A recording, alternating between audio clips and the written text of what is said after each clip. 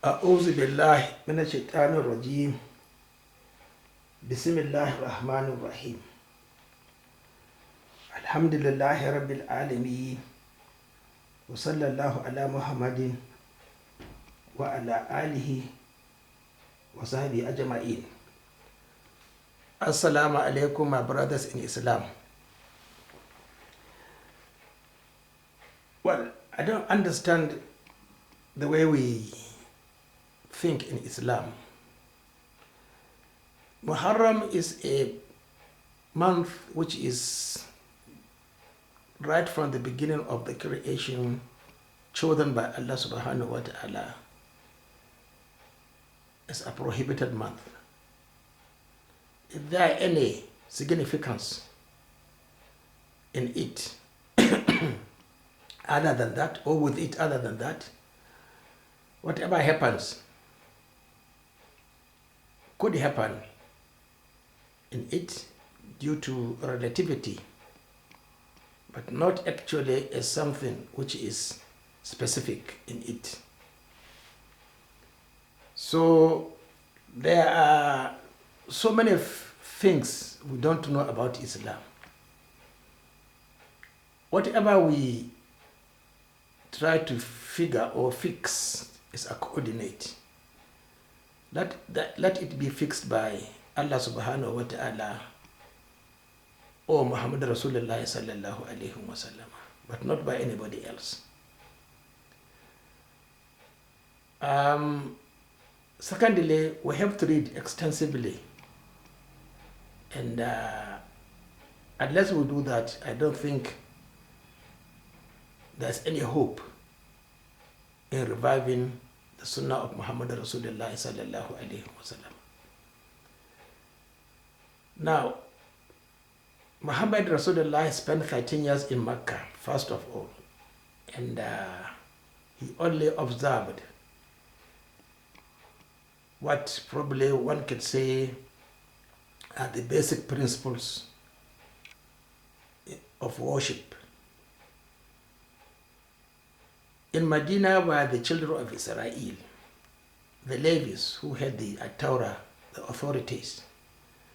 There was never any communication between him and them on the common grounds, but definitely they knew that he is the one sent, the messenger, according to the description they found of him in the Torah.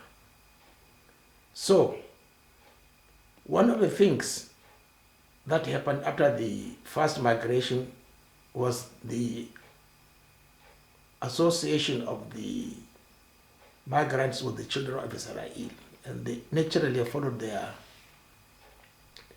the Torah, the sunnah in the Torah of Prophet Musa alayhi salam. One of those that they asked permission was the Friday prayer. After a while, I don't know, maybe just some few months before the Hijrah, they want to separate also. They have formed a body, so they want also to be leading the Friday prayers. The first to lead was a cousin of Rasulullah sallallahu alaihi wasallam. So look at this, all these very interesting flows of logic, common sense in Islam, which we don't do. So what I'm trying to emphasize is that there is something like fasting on the 9th and 10th of Ashura, except as the best argument was the hadith by Abdullah ibn Umar, in which he says, Ashura is a day among the days of Allah. Whoever wants to fast may fast. That is very, very more logical and acceptable as far as the sunnah is concerned. The other ahadith was primarily from Abdullah ibn Abbas, who was 13 years old when Rasulullah sallallahu alayhi wa sallam left the world. And most of the narrators were his students. I think there were some narrators who were actually the helpers. And if a helper narrates a hadith, we have to be extremely careful to understand that he is trying to understand the past, what they were doing before the arrival, the hijrah of Rasulullah sallallahu alaihi wasallam on that particular form of worship. So if an Ansar narrated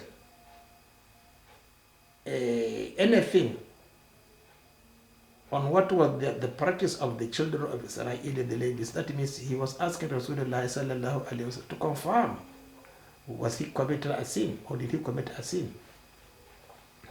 Then another very important historical event we don't know is that the Jews, the Levites, were transferred to Khaybar after the Battle of Confederates, most likely 6th year after Hijrah. So if the Jews, the Levites, were no longer in Medina, what will bring about again discussing an issue based on their own sunnah? There's no justification. So what annoys me is that we don't listen to, we don't like to progress. And I will definitely behave like Anas ibn Malik, who refused to accept a hadith from somebody he saw making a decoy. He put grains in a container, allowing chicken to come and feed for him just to catch them. He said, this man is a deceit. He is deceiving. You are not supposed to do that. Run, chase it, and catch it to slaughter. So these old malams, they are discussing on this issue. They don't know anything about the life, the history of Islam, what Islam is all about. They don't even know, they can't distinguish between Qabla Zawal and Ba'da Zawal. Somebody who can't differentiate, and in Arabic, an Arab can't differentiate to explain to us the difference between Qabla Zawal and Ba'da Zawal. And up to now, they can't differentiate between Fajr and the Subuh. Even the moon sighting, they are just, dead.